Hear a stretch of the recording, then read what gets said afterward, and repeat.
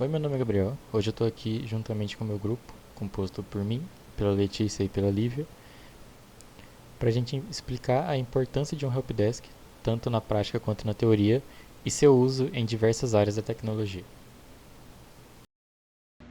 O Helpdesk é um sistema de atendimento ao cliente e ele serve para atender chamados de clientes que têm algum tipo de problema.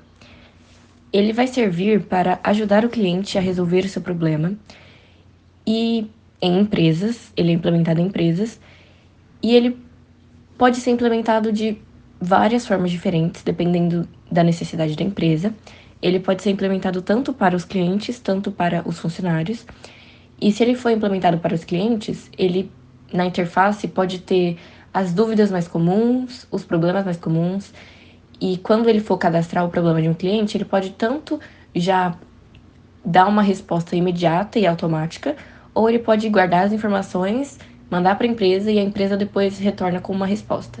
Então existem várias maneiras de implementar o Helpdesk. E no nosso Helpdesk, a gente implementou junto com um banco de dados. O banco de dados ele vai servir para guardar todas as informações de forma digital desse processo de atendimento ao cliente. Ele vai guardar as informações do cliente, vai guardar as informações do problema e da compra que ele fez. E esse é o objetivo do trabalho, é criar um helpdesk para guardar as informações e resolver o problema do cliente para a nossa empresa, que vai ser de produtos eletrônicos.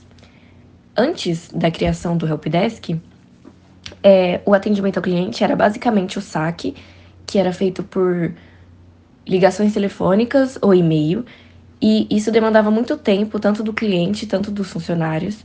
Então o helpdesk surgiu para melhorar esse processo para os dois lados e deixar de forma automática esse processo. Então, esse é o objetivo do trabalho que a gente vai fazer para nossa empresa e agora nós veremos como ele vai ser desenvolvido. Agora, para a parte de desenvolvimento, eu vou ser responsável por explicar um pouco sobre o SGBD escolhido e sobre a modelagem entidade de relacionamento, mais conhecido como MER. Para iniciar nosso projeto, usamos o PostgreSQL, que é um SGBD conhecido por suas funcionalidades e fácil usabilidade. Um pouquinho da história agora. Ele foi desenvolvido na Universidade de Berkeley, na Califórnia, em 1973, por Michael Stonebraker e Eugene Wong. E ele foi inicialmente chamado de Ingress. A primeira versão oficial saiu em junho de 1989, porém poucas pessoas tinham acesso a essa versão. E passou por muitas atualizações, incluindo em uma delas um novo sistema de regras e um motor de consulta aprimorado. Porém, o projeto ele foi abandonado em 1993, após o lançamento da sua quarta versão. Mas, como ele estava sob uma licença BSD, permitiu que outros desenvolvedores continuassem o trabalho, que foi o que aconteceu em 1994, no qual Andrew Yu e Jolly Chen adicionaram um interpretador SQL ao Postgres, continuando seu desenvolvimento. Já em 2005, contava com suporte MVCC e também suporte nativo para Windows, fazendo com que muitos desenvolvedores e empresas se integrassem no projeto. E assim, ele foi renomeado para como conhecemos hoje, para PostgreSQL. A escolha do PostgreSQL se deu por ser um SGBD open source, ou de código aberto, que significa que o código-fonte é acessível e pode ser modificado e melhorado por qualquer pessoa. Isso torna mais simples, acessível e extensível de usar. Além de outros recursos, como transações ACID, chaves estrangeiras e triggers e views. Nós também utilizamos uma linguagem de programação, que foi o Java. Ele começou a ser desenvolvido no projeto Green em 1991 na Sun Microsystems por Patrick Norton, Mike Sheridan e James Gosling. Mas o projeto era para ser, inicialmente, a criação de aparelhos eletrônicos que se comunicassem entre si. Mas como muitos clientes estavam interessados na tecnologia, o James Gosling criou a linguagem Oak, que foi adaptada para a internet, onde passou a ser chamada de Java futuramente. Em 2006, muitas partes do Java passaram para a licença de software livre, e a partir dessa data, o Java passou a ser conhecido e utilizado mundialmente. Nós utilizamos o Java no nosso projeto porque é uma linguagem de programação orientada a objetos, que torna mais fácil a manipulação e alteração do código, além de que no NetBeans a gente pode criar JFrames e conectá-los com o Java, facilitando a realização do helpdesk. Na criação do banco de dados, nós também criamos um MER, que é o modelo entidade de relacionamento, que basicamente representa de forma abstrata a estrutura de um banco de dados, onde a gente descreve os objetos, que são as entidades, que possuem características, que são os atributos, e como elas se relacionam entre si, que são os relacionamentos. Então, por exemplo, no nosso MER, que foi feito no aplicativo BR Modelo, as entidades são cliente, helpdesk, patrimônio e funcionário. E as características, ou seja, os atributos de cliente, por exemplo, são nome, sobrenome, senha, e-mail e CPF, sendo o CPF uma chave primária. Então, o cliente chama um relacionamento. Então, o cliente chama um helpdesk. Ele pode chamar um ou vários helpdesks. Isso acontece da mesma forma patrimônio, cadastro e funcionário. Um funcionário cadastra um ou mais patrimônios. Então, no nosso banco de dados, nós iremos ter 4 tabelas. A tabela cliente, a tabela patrimônio, a tabela funcionário e a tabela helpdesk. Na tabela cliente, ela vai conter todas as informações de cadastro ao se cadastrar um cliente em nosso programa. E todos os seus atributos serão not null. Ou seja, o not null vai proibir que valores nulos sejam inseridos nessa tabela. Além disso, o CPF vai ser definido como unique, ou seja, não pode existir 2 CPFs iguais, e como chave primária no nosso banco de dados.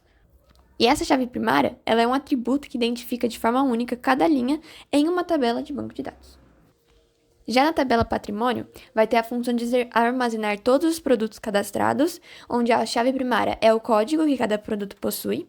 A tabela funcionário é uma tabela que guarda todos os funcionários que trabalham em nossa loja e possui como chave primária o ID do funcionário.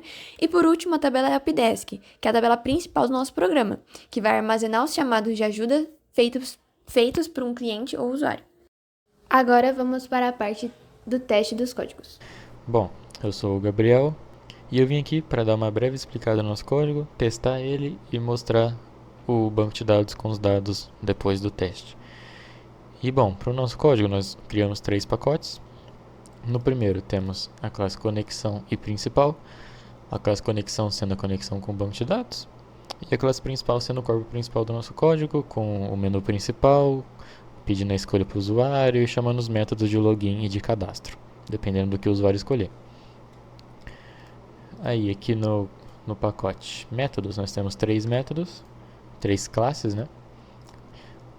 Na classe alterar dados, nós temos no método de login aqui, que eu vou mostrar já, a gente pergunta para o usuário ou para o funcionário, né, dependendo, o que ele quer mudar.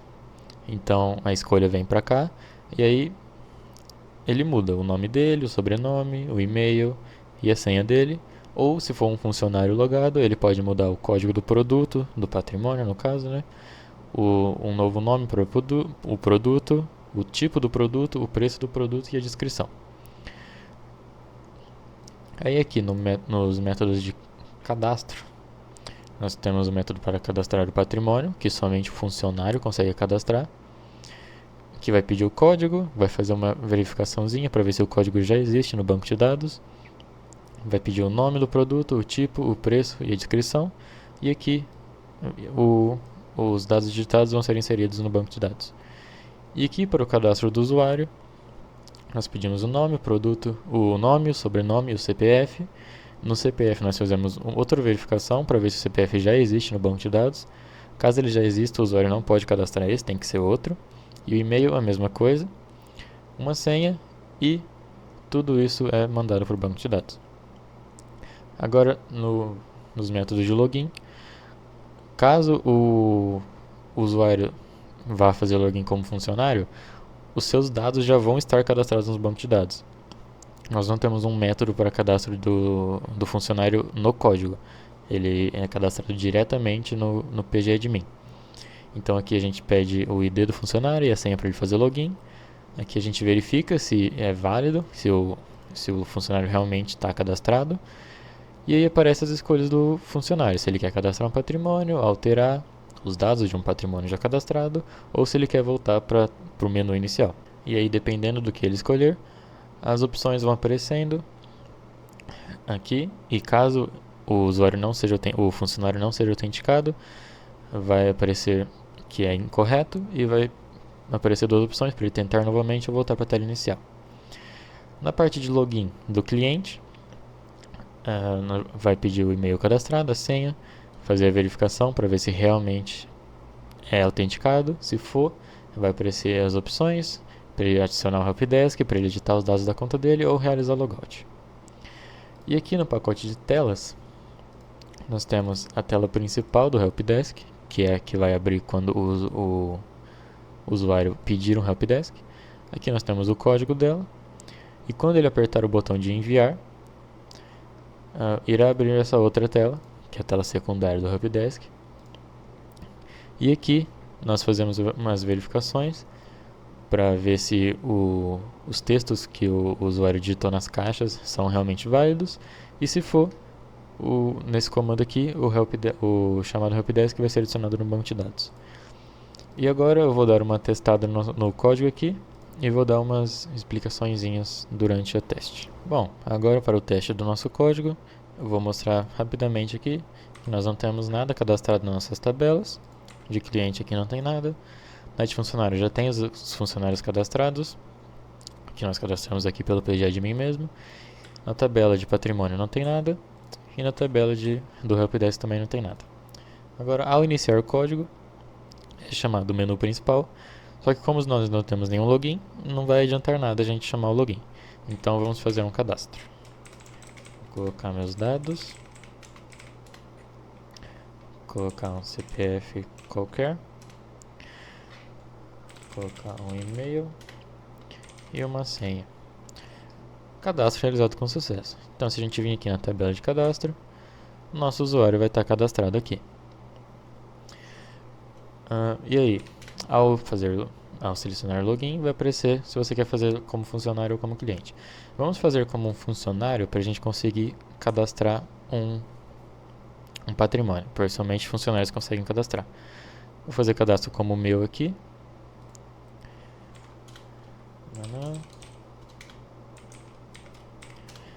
Funcionário autenticado. Agora vamos cadastrar um patrimônio. Vamos colocar o código do nosso patrimônio. E como nossa empresa vende produtos eletrônicos, vamos colocar aqui um monitor gamer 165 Hz. O tipo de produto é um monitor.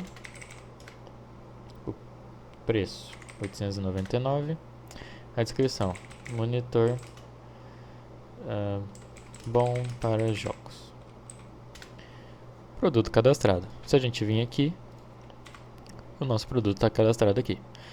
E ainda, se você continuar logado como um funcionário, você pode alterar o dado do produto. Vai pedir o código do produto que você quer alterar, no caso 123. Vamos supor que eu queira alterar a descrição.